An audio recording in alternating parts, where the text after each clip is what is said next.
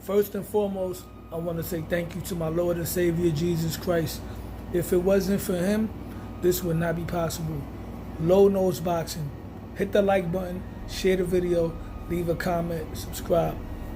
I want to talk about what could be next, what should be next for Teofimo Lopez at 140 pounds. There's been rumblings of a possible matchup at 147 pounds between Teofimo Lopez and the newly crowned WBO champion Brian Norman Jr. But as we know, that fight is not going to happen. Teofimo Lopez, to my knowledge, has lost his fight date. The issue between the Teofimo Lopez and Brian Norman potential fight that broke things down, that fell apart, was that Teofimo Lopez did not want to fight in New York City. He wanted to tamper into a whole different type of crowd, a whole different type of fan base. He wanted that fight to go on to the West Coast. So with that being said, that fight is not going to happen. There's people saying that Teo ducked Brian Norman Jr. I highly doubt that. Teofimo Lopez is not the type of fighter that avoids smoke. He wanted to tap into a different audience, and like I said before, that fight is not going to happen. Now they're talking about Brian Norman Jr. against Jerron Boots Ennis. To me, that's a more realistic fight, even though both fighters are on two different networks. But that's a unification bout. Teofimo Lopez, as I mentioned in a previous video, still has a lot of work to do at 140 pounds. There's still a lot of smoke there. Which brings me to his possible next opponent, who I feel should be his next opponent. Before we get to that, let's talk about other guys, right, in that weight class, like Jose Valenzuela. There's rumors that Jose Raul Valenzuela may be fighting Gervonta Davis next. If that happens, that unification fight is off the table for Teofimo Lopez.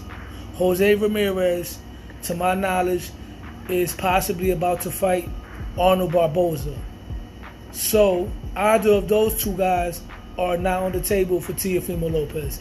Devin Haney still has to make a comeback, still has to have an impressive victory in order to get a shot at Teofimo Lopez. So that's not going to happen, right? Not right now. Ryan Garcia's suspended for a year. That's not going to happen anytime soon. And like I said before, Gervonta Davis has not chosen Teofimo Lopez as his next opponent. So who should Teofimo Lopez fight next?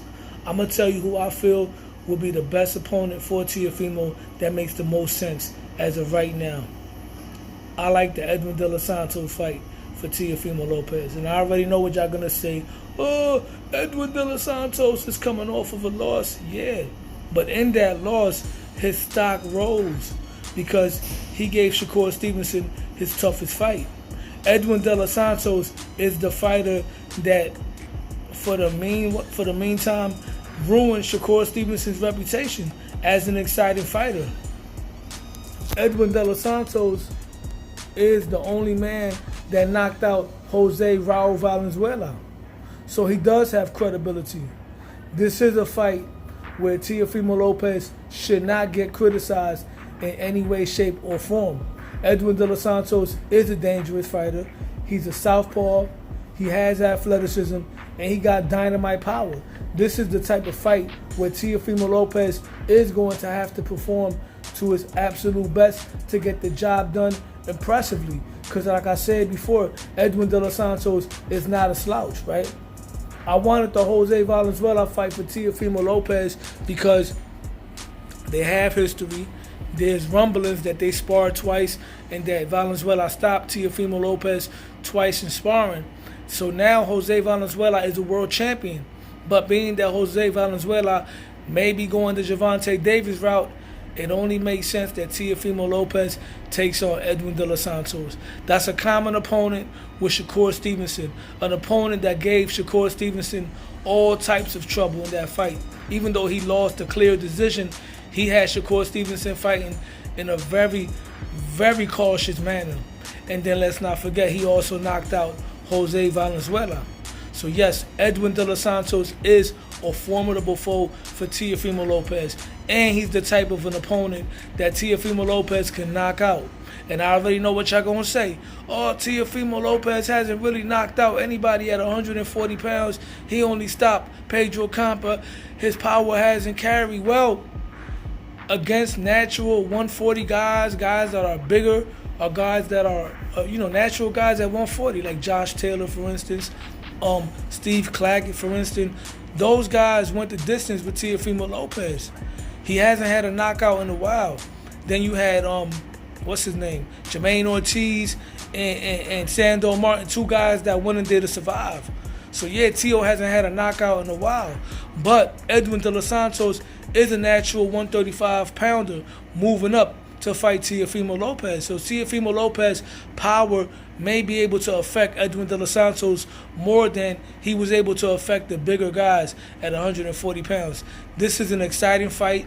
Even though Teofimo Lopez wants to fight in California next, I believe this fight makes perfect sense for Madison Square Garden, New York City, especially being that Edwin de los Santos is Dominican, and then Teofimo Lopez is, from New York City, Brooklyn, New York.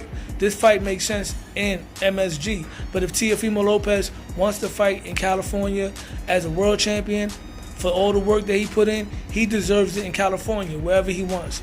But that's the fight I want to see next for Teofimo Lopez at 140 pounds. That's Edwin de los Santos.